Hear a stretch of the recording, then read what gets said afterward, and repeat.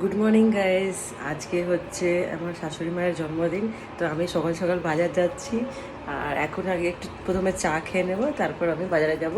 এই শর্ট ব্লগটা আপনাদের সঙ্গে শেয়ার করছি আর আশা করছি আপনাদের ভালো লাগবে। তো চলুন আগে চাটা খেয়ে নিই। এই যে আমার চাটা ফুটছে। আমার তো দুধ চা ভীষণ প্রিয়। আপনাদের কাদের কাদের দুধ চা ভালো লাগে কমেন্ট বক্সে নিশ্চয়ই জানাবেন। এই যে বেরিয়ে পড়লাম এবার বাজারের জন্য। মাছের বাজারে গেছিলাম পাবদা মাছ কিনতে, তারপরে চলে গেলাম মিষ্টির দোকানে। এখানে রসগোল্লাটা নিলাম আর চমচমটা নিলাম। এই যে রসগোল্লা দেখতে পাচ্ছ, আর এই যে চমচম। এইসবে বাইরে থেকে ঘরে এলাম। আজকে মায়ের জন্মদিনেতে সর্ষে পোস্ত বাটা দিয়ে পাবদা মাছ করেছিলাম, আর শাক করেছিলাম, কলমি শাক আর ডিম ভাজা। আর ও দেখো মাছের জন্য বসে আছে, এই যে ওকেও মাছ দিচ্ছি। পাবদা মাছটা খুবই ভালো, সফট ছিল খেতে।